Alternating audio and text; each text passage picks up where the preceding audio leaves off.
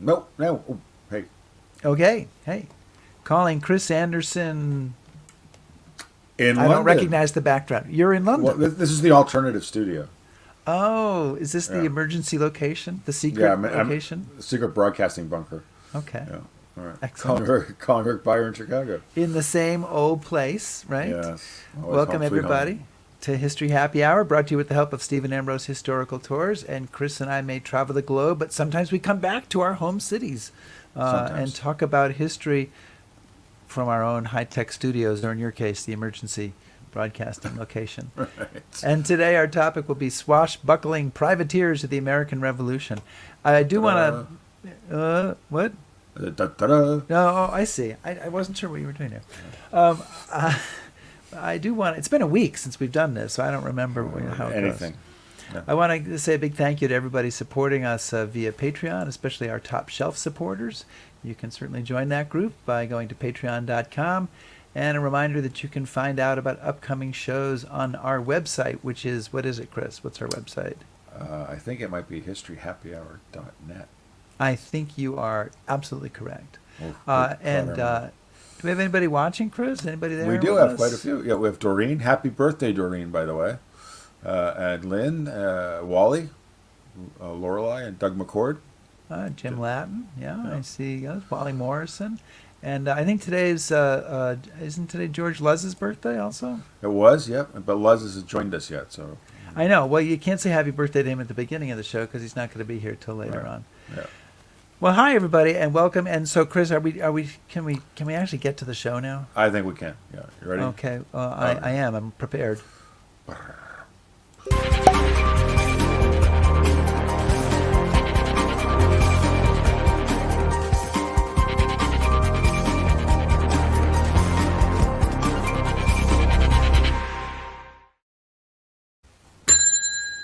The bar is open. The bar is open, and today we are focusing on the forgotten story of American privateers during the Revolution, daring freelance captains whose high seas adventures were a much more important part of the war than history seems to remember. And our navigator on this journey today is Eric Jay Dolin, author of the new book, Rebels at Sea, Privateering in the American Revolution.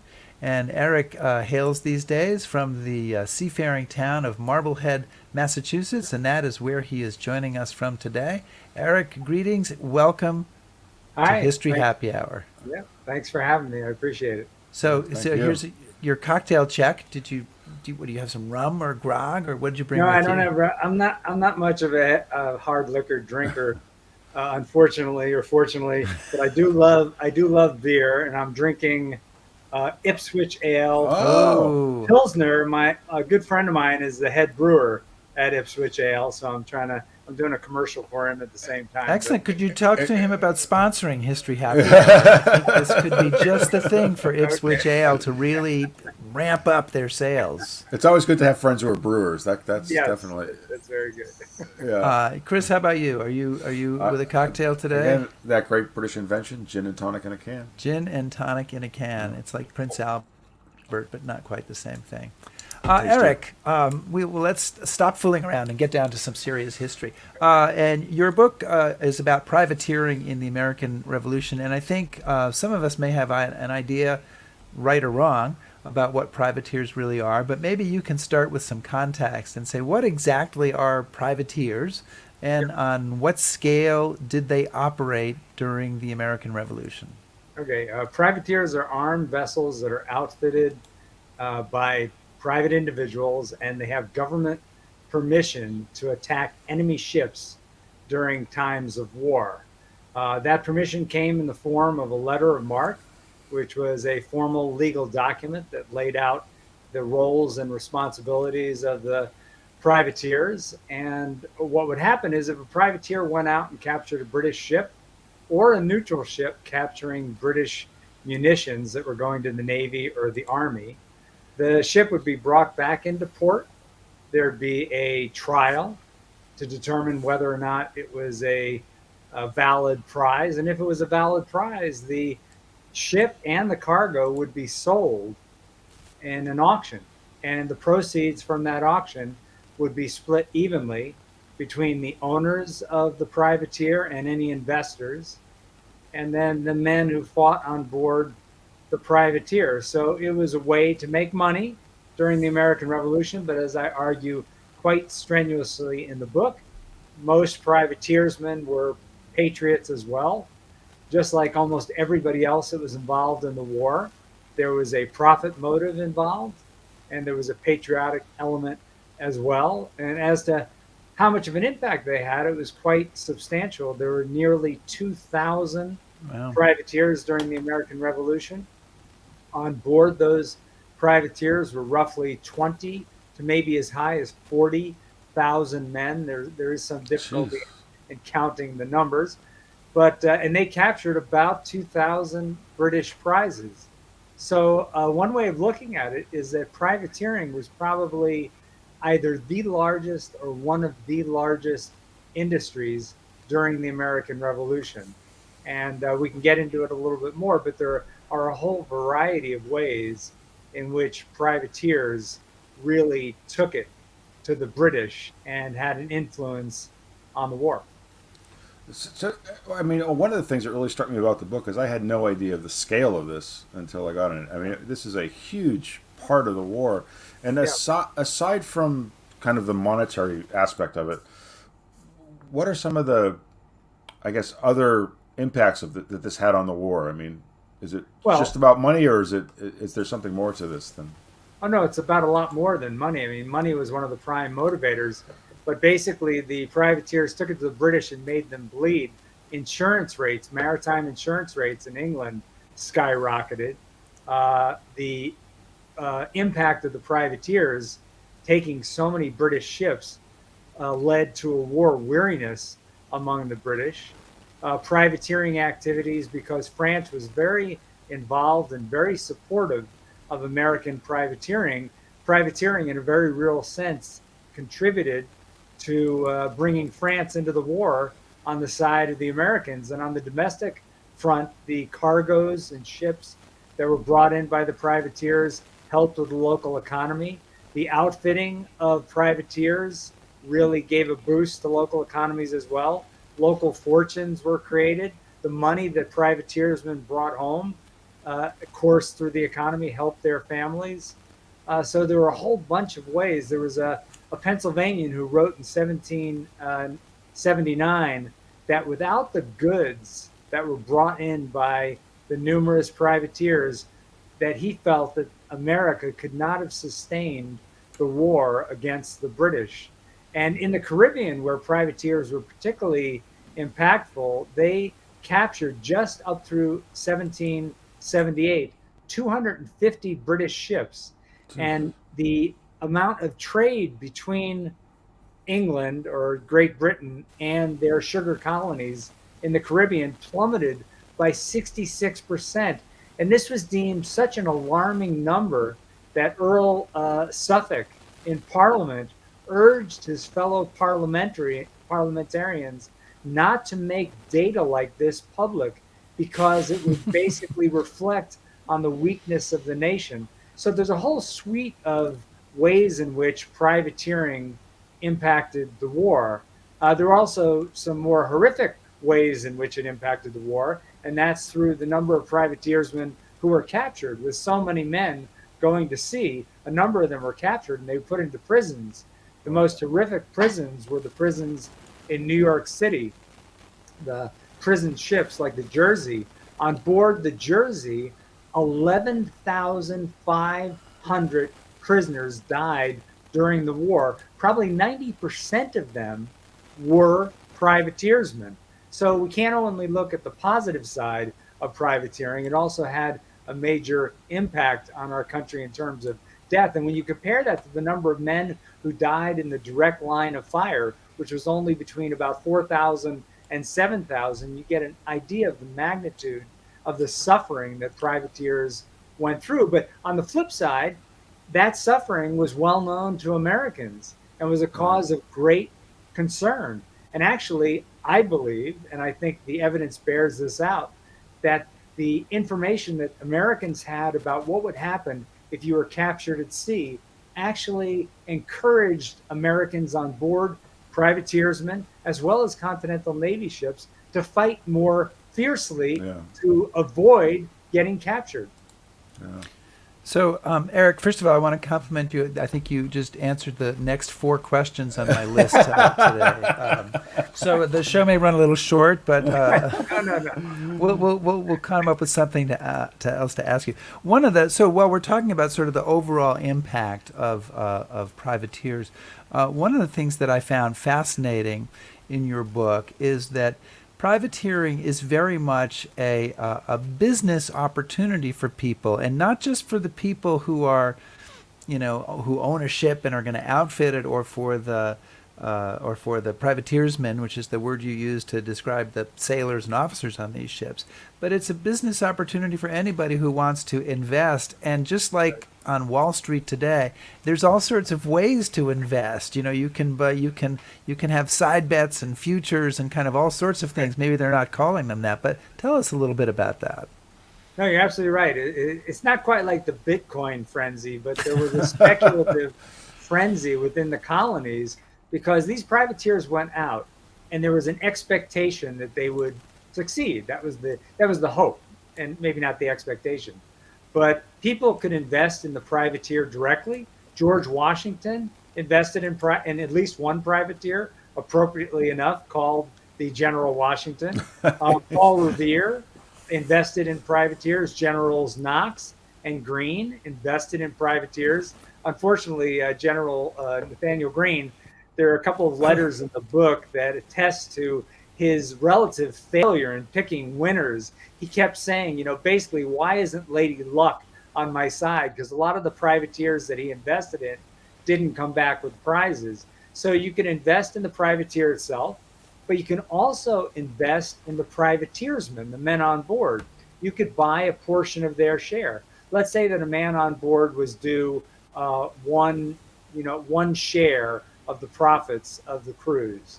You could buy half of the share. You could give them an upfront payment of £70, perhaps sterling, or whatever other continental money if you had it. And then if they came back, you would get a percentage of their profits. So it could work really well if your privateer, the one that you picked, the horse that you picked, came back with a whole bunch of prizes. However, it could be a total failure if they were captured at sea. And there's a great story I tell in the book, or I think it was interesting, about this one privateersman who went to sea, and he gave his mother the power of attorney while he was away. And while he was away, she sold half of his shares, essentially, sold half of the value of her son's privateering expedition for £70. And this woman used that, the mother used that to pay for feed for her cows, to support the rest of her family during a very trying time. And then when her son, Andrew Sherburne, came back, his privateer was unsuccessful. So the man that had put up the £70 was out £70, but his mother made out like a bandit during her son's cruise. So you have it on both sides. People, it's sort of like gambling, like going into a casino. You never quite know what's going to hit. You try to make your bet as best as possible by picking a ship that is has a lot of armaments on board, has a good amount of men on board, is led by a captain who hopefully has a good track record. And throughout the course of the war, more and more captains got known for their positive track records as privateersmen. So you tried as best you could to pick a winner, but an awful lot of privateers, unfortunately, were losers, but a lot of them were winners. There's one in particular, the Holker, out of Philadelphia, that had, over the period of 4 years, had 11 captains. And during one cruise, they captured 10 British prizes, very large, fat British merchantmen, brought them back into Philadelphia, sold them for a whopping £2 million. And Blair McClanahan, who was the owner of the Holker and a bunch of other privateers, was known as the millionaire maker during the war, because quite a few of his captains and other men would come back with a load of money. I mean, there were ships that would come in, and an average man on board, sort of the man before the mast, the sailor, could make £5,000. When you compare in 1776, an average captain of a merchant ship might make 82 to £100 a year. So, and a laborer, a common laborer, might make £40 a year. So, if you're going to come back and you're going to make £5,000 or £1,000 or £500, it is a great incentive to put your life on the line. And that's what these guys were doing. I mean, they had guts to go out there, even during times when there is no war. To go out in a ship in the open ocean in the late 1700s involved a lot of guts. And just like fighting in the Continental Army, fighting in the Continental Navy was a dubious proposition. You could die going to sea at a time when there were not only British naval ships, but also British privateers that were on the lookout for American privateers. It was really a scary time. And I often think, what would I have done if I had been alive during the American Revolution? Would I have fought for my country to be? I like to think that I would have. I don't know which service I would have entered, but I got to tell you, it is much easier to be a writer than it is to be a privateer or to be in the military. Well, there's lots of really fascinating insights in the book and things I hadn't thought of. But one of the things that really struck me, you talk about John Adams, and he says he called the Massachusetts Act of November 1st, 1775, one of the most important documents in history, and the Declaration of Independence a brimborium, which I'm mispronouncing, I'm sure. Trifle, yeah. Yeah, if this is so, what is the Massachusetts Act, and why haven't we heard about it? And maybe you could use that as a way to explain how the colonies get to the point where they're going to declare this privateering war on Great Britain. And maybe you can tell us more about the word brimborium. Yes, that's just a great word. I had to look up brimborium. Brimborium is just French for trifle, So he's saying insignificant thing. Saying compared to the Declaration of Independence, right? That's a trifle compared to this Massachusetts Act. Right. I think John Adams actually got it right during the time, not throughout history. I think since then the Declaration of Independence is slightly more important. His only point was, and he wrote that 40 years after the American Revolution. His point was that Massachusetts took the leap first. They established the first privateering law on November 1st of 1775, and that spread to other colonies like Rhode Island and New Hampshire, and then finally the Continental Congress in March of 1776 decided that we shouldn't do privateering in a piecemeal fashion, but we should have it colony-wide, continental. So I think John Adams' point was that privateering had a major impact on the outcome of the war. And the fact that Massachusetts went first, it sort of generated this impulse that radiated out through the rest of the colonies and ultimately up through the Continental Congress. So that's the point that he's making. I don't want to disparage the Declaration of Independence.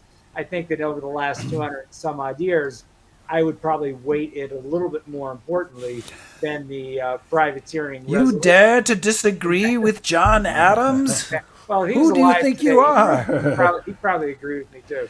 Well, he did have some issues with Thomas Jefferson, so I wondered if this was just more of John Adams pouring a little gasoline on that fire. It could have been. But to go back to the original question, why did this all come about? It was basically at the beginning of the war, after the battles of Lexington and Concord, and then the Battle of Bunker Hill, the colonies were still not sure they wanted to break free of Britain.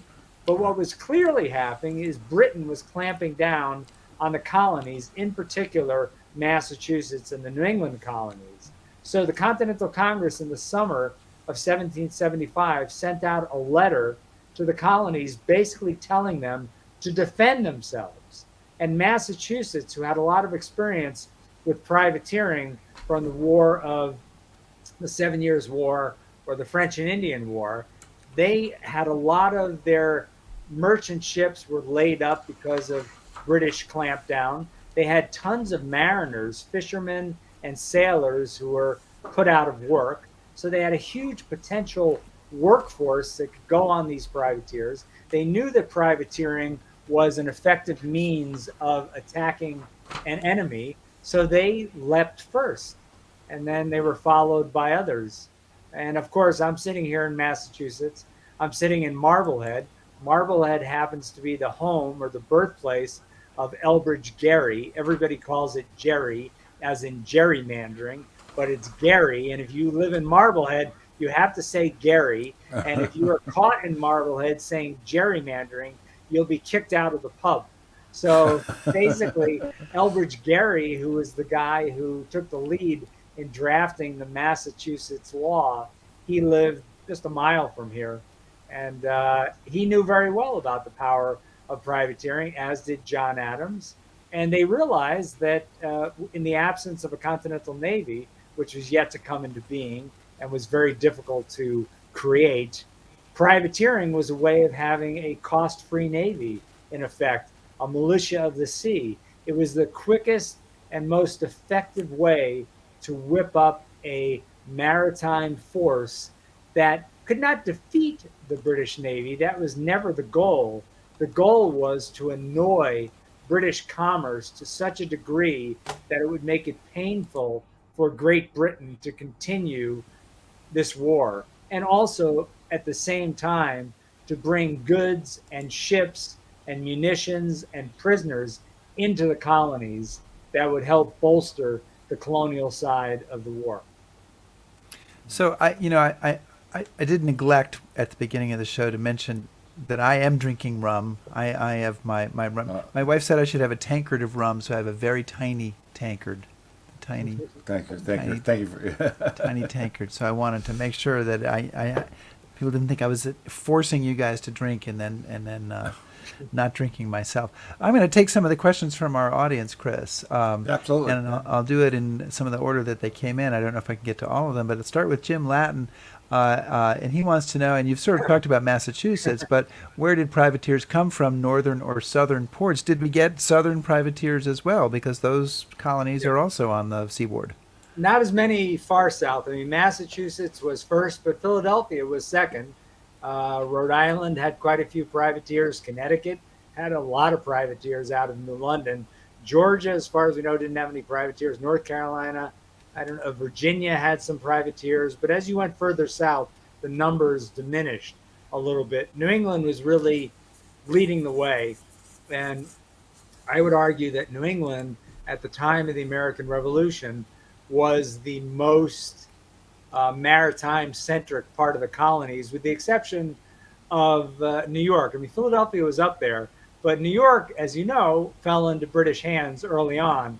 And even though New York continued to exist as a colony, and they sent out a few privateers, and there were a number of whaleboat privateers that came out of Connecticut. New York was really a source of British privateering throughout the American Revolution, and that's another fascinating part of the story that I talk about. And I just want to add one thing. You know, I've written 15 books. I'm not a trained historian. I have an undergraduate degree, a master's, and a PhD in biology and environmental policy. Right. I just always loved writing, and I started writing books about history, which is what I really enjoyed.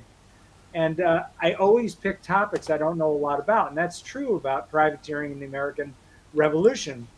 The thing that got me interested in this topic was I wrote a book called Black Flags, Blue Waters, The Epic History of America's Most Notorious Pirates. And in that, there are a lot of privateers who were actually pirates in all but name. They acted like pirates. Blackbeard was a privateer in the War of the Spanish Succession, most likely, and after the war was over, he turned to piracy. During King William's War in the late 1600s, a lot of American quote-unquote privateers went around the Cape of Good Horn, Cape Hope, and Cape Horn and Cape Good Hope, sorry, and they went into the Indian Ocean and they attacked Mughal shipping, and they basically were privateers. So a lot of these pirates that had letters of marque, like Sir Francis Drake at an earlier era, they gave privateering a bad name. And whenever I gave a talk on this pirate book, people would ask me about privateering and whether privateers were just legalized pirates. And that got me thinking about, well, what happened during the American Revolution? I had heard a little bit about privateering, and I started reading more, and I realized that the privateers during the American Revolution were most definitely not pirates. But by telling the story of privateers, it would enable me to write a history that braided together a lot of the American Revolution, which is an era that I and many other people just love. A lot of my Yeah. books have had chapters on the American Revolution, but this gave me an opportunity to focus directly on the American Revolution, to tie in privateering, which is something that I truly believe has been neglected in general histories of the American Revolution and in maritime histories, and bring something to people that was essentially new to them. I'm not saying it's completely new. There have been books that have talked a little bit about privateering, but I do believe that this is the first comprehensive narrative book on privateering in the American Revolution that really gives you all sides of the story. And I just want to add one last thing. George Washington, who is a great character in history, a great general, and a great observer of human nature and also the events of the day, he called the American Revolution that we won a standing miracle. And the reason that he did so is he realized that there were many different elements that went into the success of the American Revolution. It wasn't just his leadership, it wasn't the Continental Navy, it wasn't just France joining us as allies and Spain and all these other things. It was a whole bunch of things that had to happen. And if things hadn't happened quite as they did, we might very well have lost. And my argument essentially is not that privateering is the most important element. I don't think it is, but I think it is a critical element and very significant in contributing to the success of the war, especially in the early years when almost all the news was bad on land. So I just don't want people to focus on great generals, land battles, the French intervention. Right. There are other parts of the story that are equally exciting and I think just as important. And one last thing, I'm glad that I'm speaking to you now. And Chris, you're in London. I'm Yes. glad that we are not compatriots. I'm glad that the United States is around. But one thing that you can't, if you read about the American Revolution, anybody that's read a lot about the American Revolution, and I will now class myself in that group, has to realize that, boy, if those British just weren't so incredibly arrogant at the outset of the war, and if they hadn't pushed their advantage, they should have won this thing handily Yes. in the first year or two. But we were lucky, and we played a war of attrition. And as Nathaniel Greene in Washington said, we lost to come back and fight another day. So anyway, I love the story of the American Revolution, and I loved weaving the story of privateering into the overall narrative. So, do you want to keep going?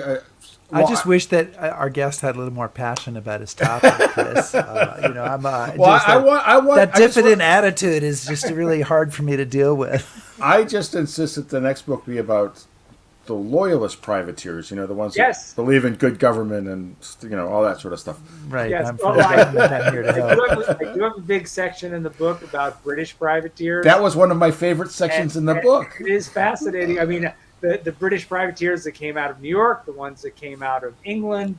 And there's a funny comment that James Fenimore Cooper makes, and that sort of gives you a sense of how important American privateers were, because American privateers captured British merchantmen who were stuffed to the gills with goods that Britain was still trading. British privateers and the Royal Navy, they captured a lot of American privateers. But American privateers, for the most part, there are some exceptions, didn't have cargo on board. They were not that valuable as prizes. So what James Fenimore Cooper said is that out of England, they sent out their privateers essentially to recapture their own merchantmen and get those goods back into England, because it didn't pay to capture American privateersmen. There's one exception, though, and I have to make a distinction. There were two types of privateers. There were the straight privateers who were heavily armed and had a lot of men on board, and they solely went out to capture British ships. Then there were the letter of marque privateers. They both had letters of marque, but these other ones were actually called letter of marque privateers. And they were they were commercial ships that had cargoes that were going to ports like Bilbao and Dunkirk. So they were intent on trading and selling their goods. But if along the way they saw a potential British prize, they could attack them and Right. capture them and gain from the profits if they were able to send it back to port. So anyway, yes, I'm a little passionate. I mean, every book I've written, I've been passionate about. I just am really excited about the history. It's really fascinating to me, Right. and I'm hoping that the fascination that I had, bleeds onto the page a little bit.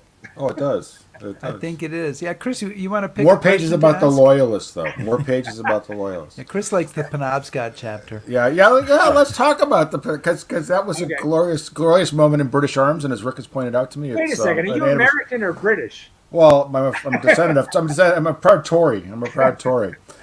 So it's like the point counterpoint thing. No, but actually, we have so many questions here.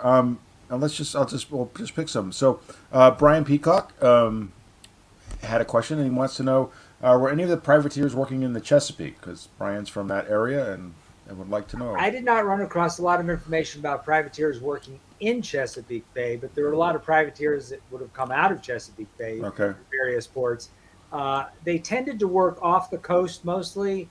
But that being said, I know that there were privateers that did attack in Chesapeake Bay. I didn't focus a lot on it. In Yeah. fact, I think there's a book, if I'm not mistaken, and I think I used it as a reference. I think there's a book called The Privateers of Chesapeake Bay. Oh, So okay. don't ask me. Go to that Go book to the book. and get your information. Because one of the problems with writing a book that spans 7 or 8 years and has to talk about all of privateering over 13 colonies is that I have a bird's eye view, and Right. a lot of great stories that are important to people in individual colonies or people who live now in individual states will not Right. be.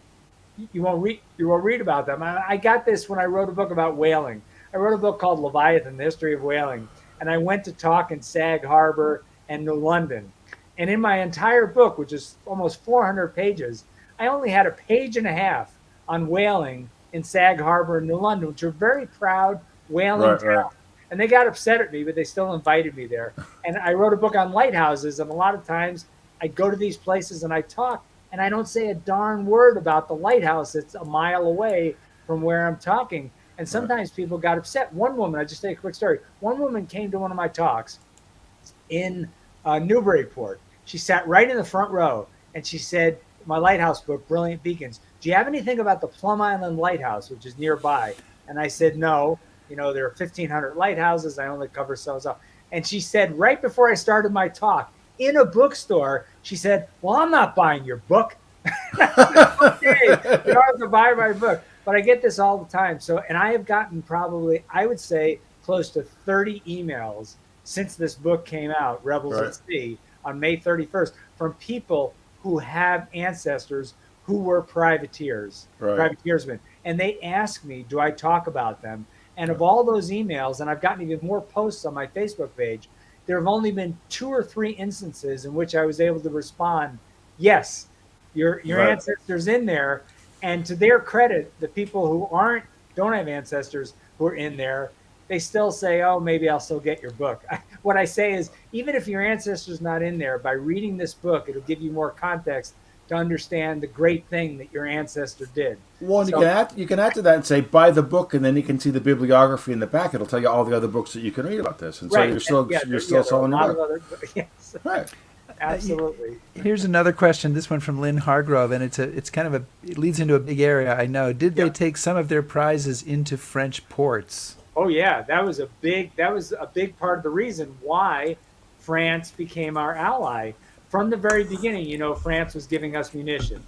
They were giving us money. There were treaties between Great Britain and France that specifically said that neither country could entertain privateers of any other country, and certainly not a country who was at war with one or the other. Well, France from the very beginning flouted that and allowed American privateers to go into ports like Martinique in the Caribbean and Dunkirk in France. And the British ambassador to France, Lord Stormont, was absolutely apoplectic about this, as was British Parliament.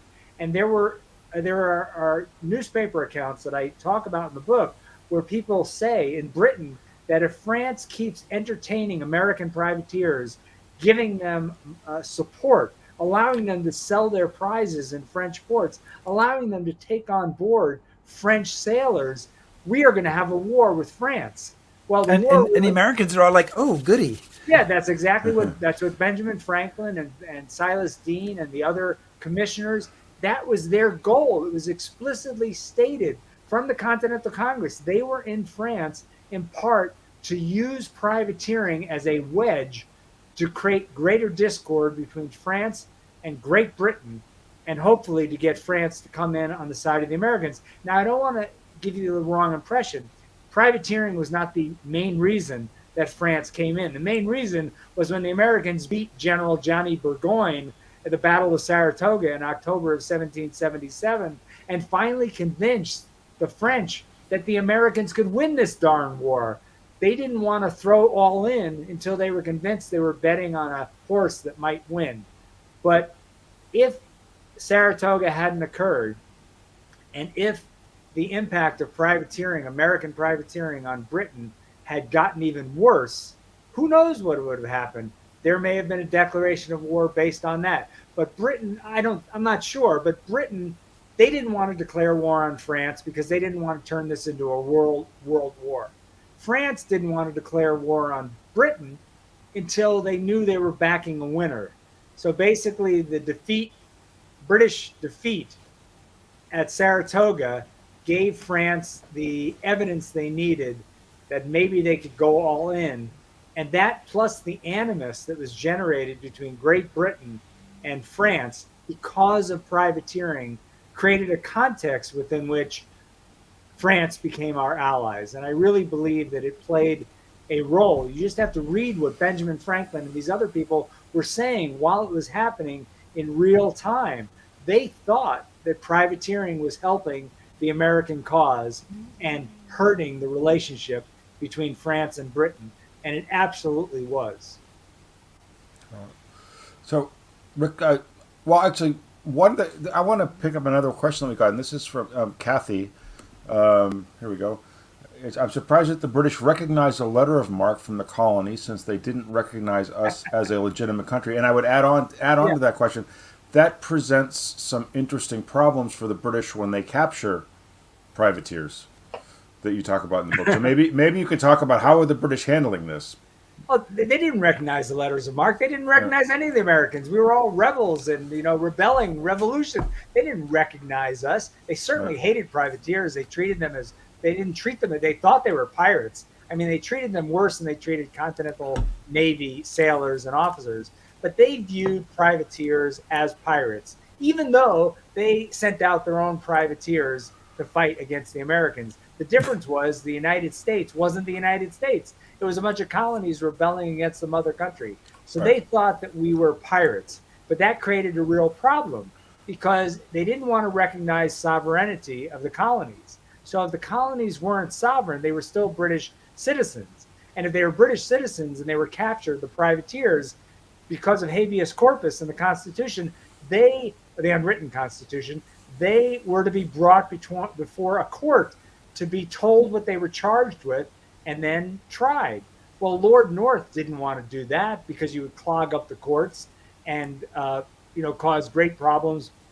And then you might have to hang some of these American privateersmen, even though they told them that they were going to hang them. They never did because they realized that they started hanging American privateersmen, then the Americans would start hanging British soldiers at tit for tat probably. So Lord North had a problem, and what they did is they created a new law that labeled privateers basically as engaging in treasonous activity on the open ocean, and they could be thrown in jail for an indeterminate amount of time without being brought before a court to have the charges against them read and have their day in court. So that's what happened. And basically, because the British thought they were going to win the war so fast, they didn't really think about setting up prisons. And that's why the prison situation got so bad. Lord North at the beginning thought the war would be over in a year, maybe a year and a half.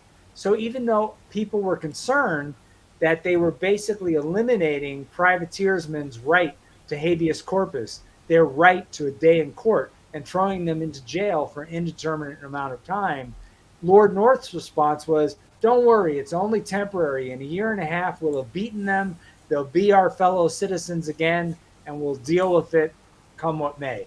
Well, that didn't work out quite that way, and we got overcrowding in the prisons, especially in the colonies, and just horrific conditions where probably tens of thousands, or certainly more than 10,000 Americans died on these prison ships. Um, we But I want to add, yeah, one more thing. go ahead. And this is a complicating factor. Letters of marque were established in the 13th century in Europe. They were used extensively. There was international law relating to letters of marque. It was during times of war, a sovereign nation could use it to sort of amplify their power upon the seas. The problem is the Americans weren't a sovereign nation. So technically, could we issue letters of marque? Well, probably not really. But if you want to argue about that, that's fine. In the end, whether you think they could or they couldn't, they did. And privateers had the impact that I outline in the book. There's a great line in the novel Shogun where the Japanese leader says there is absolutely no excuse, justifiable excuse at all for rebelling, and the Englishman he's talking to says, unless you win.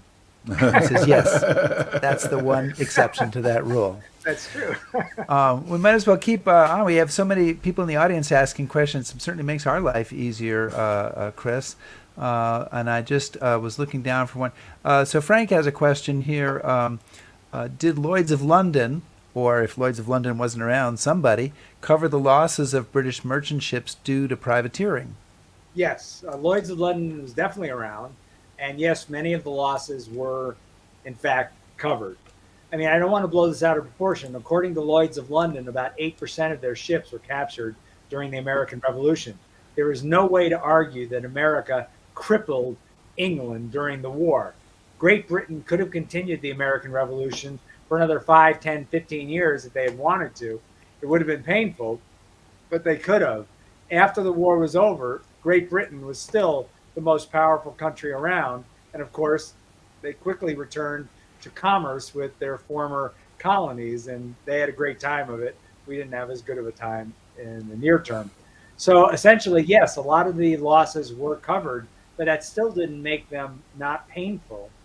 There are ancillary losses, there are prisoners, there are just the fact that your fleet has been... Insurance rates go up, right? Insurance rates went up a lot. And so it wasn't just a zero-sum game.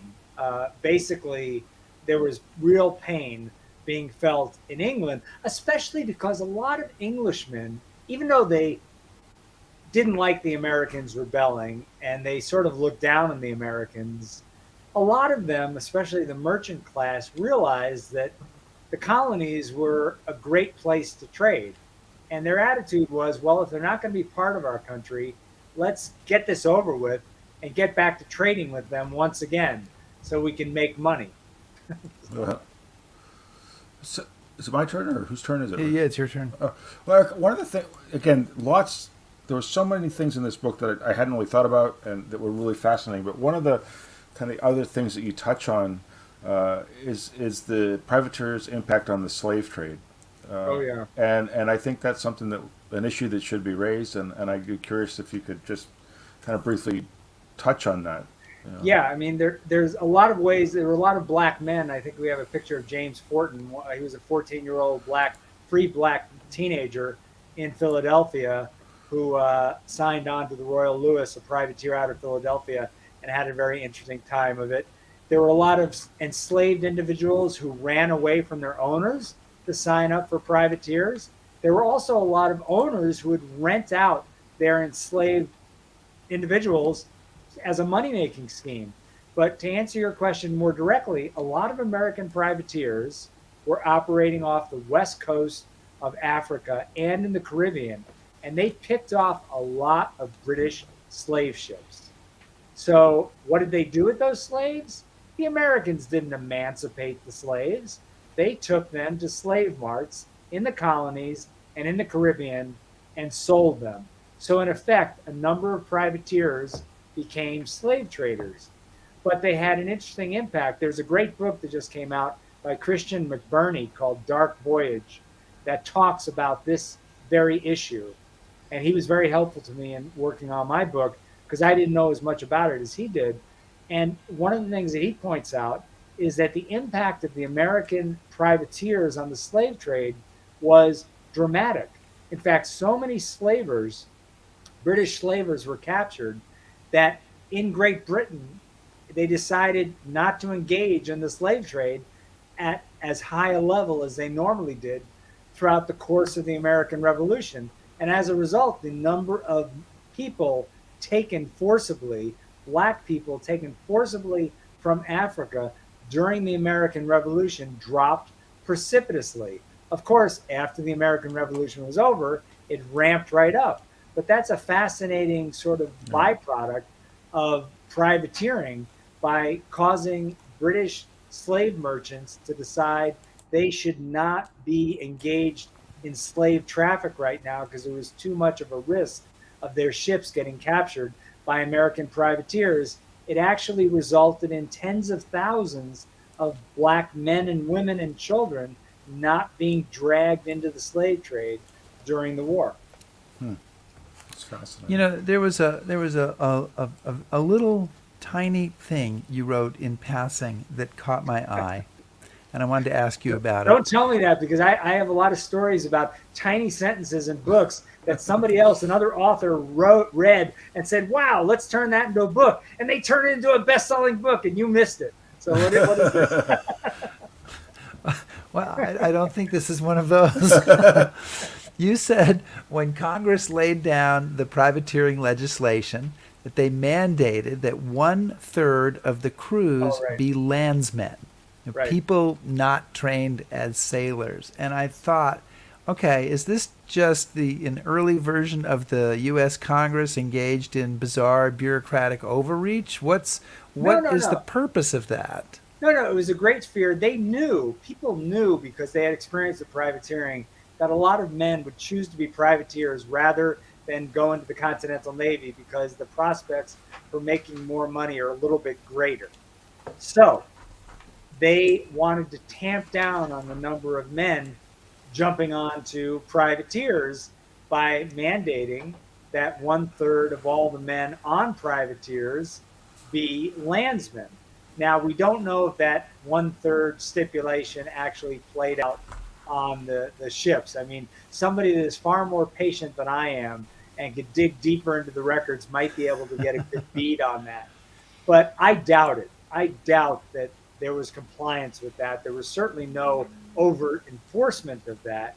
But nevertheless, there were a lot of men who had never been to sea who did jump onto privateers because they wanted to make money. And we have a lot of accounts of them.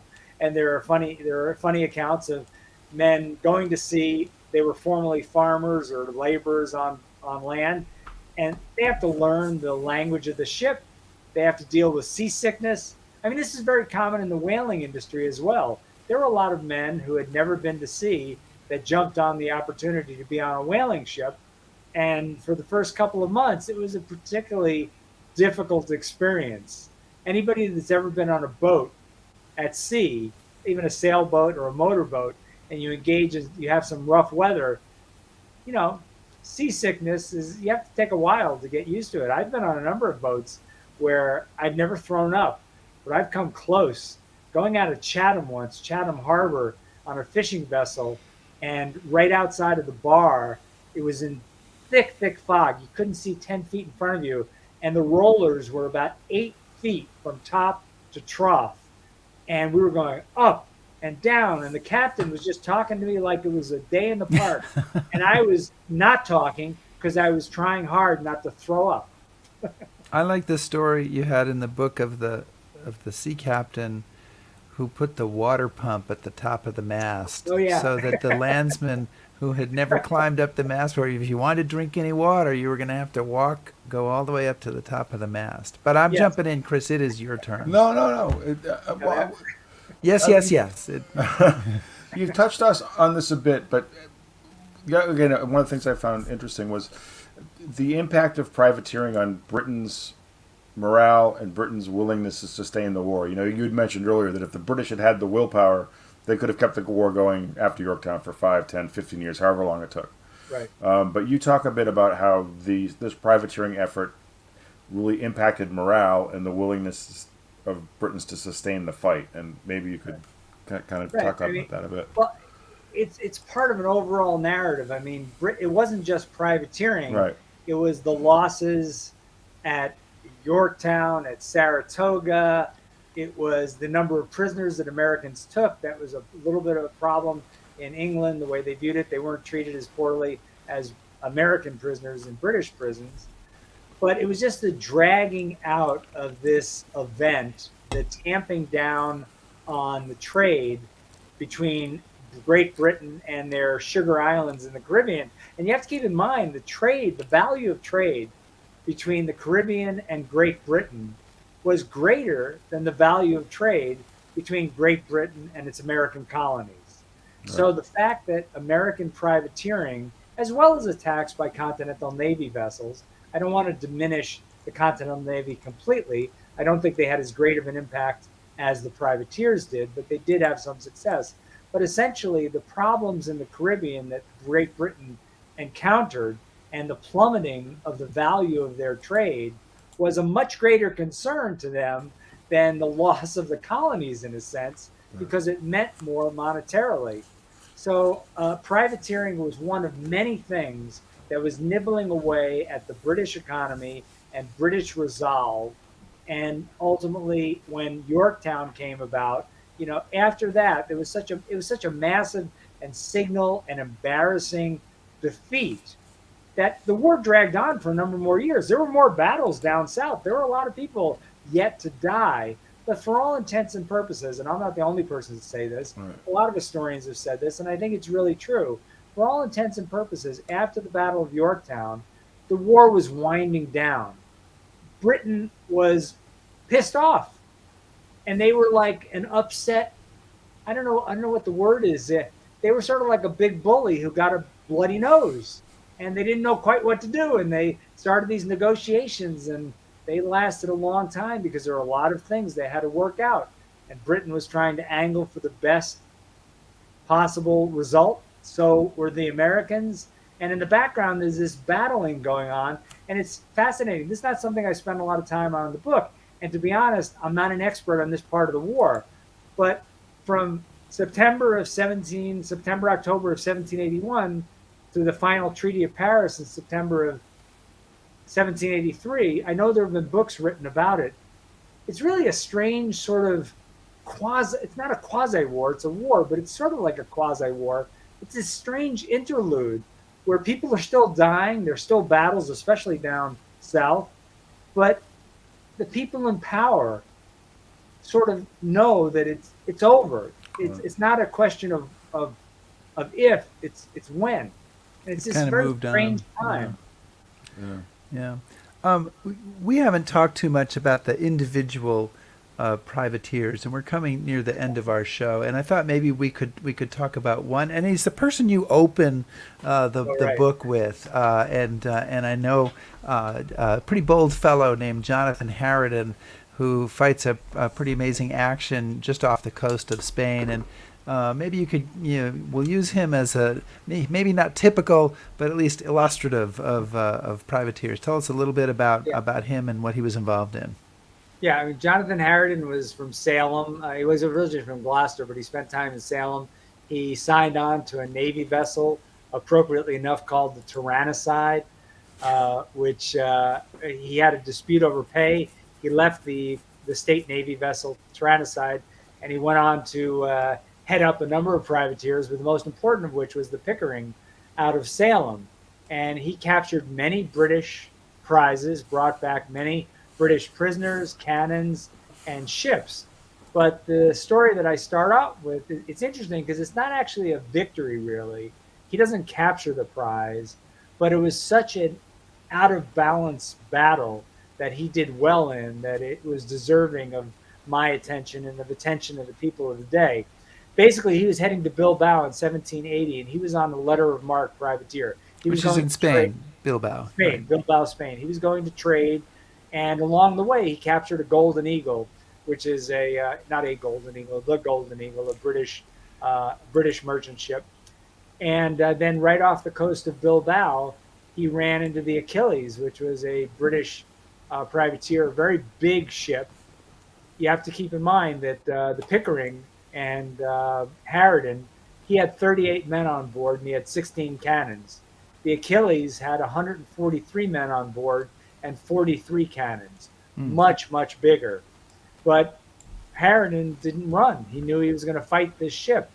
And he went to sleep that night because they weren't going to battle his night. And he told his men to wake him up the next morning if the Achilles started to approach. The next morning, the Achilles starts to approach. His men wake him up. He comes up. He realizes that he is at a deficit in many ways, but he's got a bunch of British prisoners on board. So he tells them if any of them step forward and fight with the Americans, they can get a percentage of the prize money. So 10 British sailors step forward. Oh, sorry, Chris. And then so his complement is up to 48. And the battle begins. It lasts for 2 hours. One of his men said that Haraden was as calm as if it was a shower of snowflakes, but there's musket fire, there's cannonballs flying through the air. And finally, Haraden decides to fill his cannons with bar shot, which is essentially two cannonballs that are connected by an iron bar. And when they exit the cannon, they spin wildly and they can shred sails and rigging, and they can destroy a mast or a spar if they hit it dead on. So this was too much for the Achilles to take. They had absorbed a lot of damage. They turned and ran. Haraden chased him, but he wasn't fast enough to capture the Achilles. It got away. The Golden Eagle, which the Achilles had captured earlier on, was returned. Haraden recaptured it. But the thing that's kind of neat is this is right off Bilbao, Spain, which is a very big port at the time. And people heard that there was going to be this massive battle offshore. So about 1,000 people came to the beach to watch the British and the American fight. And after the battle was over, when Haraden went into port, he was treated like a royal victor, like a king. And the men said that he could barely touch the ground. He was raised aloft, and he was feted, and he was there for 2 months. He resupplied. He went back to Salem. True to form, Haraden captured 3 more British merchant ships, sent them back to Salem. And when he finally returned to Salem, the owners of the Pickering were so proud of their intrepid captain that they gave him a silver tankard and 2 identical silver mugs etched with the image of the Pickering and his initials. And I think, did I send those to you? Oh, I don't think I sent those to you. I don't have that. I have the plaque. Oh, the plaque. Now, this is the good story to end on. Show the plaque. This plaque, while I was working on the book, I read that there was this plaque. This is the top third of a plaque that was sort of honoring Haraden's battle with the Achilles. Now, it said that it was on the side of a house in Salem. So this is during COVID. I got on my bike, Marblehead's next to Salem. I biked over. I looked near the witch house, which is where it was supposed to have been, and I couldn't find it. So I went back home and I called a local Salem historian and I said, "Where is this plaque?" And she said, "Well, you've got to get ready for this. The plaque, you know where the plaque was? The plaque was in a nearby Korean barbecue restaurant." As it would be, yeah. As it would be, and nobody knows how it got put there. It was put on the side of a house that Haraden lived in 1909. So it's an old plaque, and it's very big. So I go to this Korean barbecue place. I walk in. The woman there is very excited because it's during COVID, and she has no customers, and she thought I was there to order food. But I told her, "Sorry, I'm here to see that." And right behind the cash register is this enormous plaque. Jeez. How it got there, nobody knows. But I think that it's the perfect emblem of how American privateering during the American Revolution has been treated by history books. It's sort of shunted off to the side, and it's along with spicy wings. I don't know. So I just thought that was a great story. But now that you've had a chance to talk about this on History Happy Hour, things will change. Everybody knows it. Everybody will know about it. I hope so. I've gotten a lot of really gratifying feedback from readers. Who've just said, I never knew about this. I gave a talk on Nantucket last week, and somebody in the audience said, I know a lot about the American Revolution. How come I've never heard about this? Yeah. Yeah. And we have a way to find out. Eric Dolin, thank you so much for joining us You're today. And I just want to remind people that the book that we have been talking about, terrific book, Rebels at Sea, Privateering in the American Revolution by Eric Jay Dolin. And thank you so much for joining us on the show today. Thank you. Thank you for having me. Appreciate it. Okay. And Chris, I know it was a rough show for you. Yeah, I know. The British really took it in the, That's why I want that book about the Hessians on the show. Kiss her a lot of times. We will get that. We will make that happen. Thank you. Next week, Chris, we'll be doing our final live episode before we take a break in August. I don't know if we've warned our audience. It's very European. We're going to take off We'll August. be taking August off and having encore shows, encore episodes. I feel French. No, you don't. No, I don't. Okay. And next week, we'll be talking to Mark Lee Gardner, the author of The Earth is All That Lasts, Crazy Horse, Sitting Bull, and The Last Stand of the Great Sioux Nation. So that just fits right in with the American Revolution and stuff. But then in September, we'll get back to some Nazis. When we'll talk, we have a pretty exciting fall setup. Yeah, we do. So We have some great stuff coming in the fall. Really looking forward to that. Please make sure you follow us on Facebook or subscribe to us on YouTube. It's a great way to get notified about upcoming shows, and it makes us really feel good to know that you care. We don't want to feel lonely. And if you have any suggestions for encore episodes you want to see us put up again in August, send us an email or a post or something, and we'll consider it. We booked a couple already. I think we have a couple of good shows that we're bringing back, but remind us of something else that you want to see, and we'll try to do that. Thanks everybody for joining us. Thanks, son. Stay safe.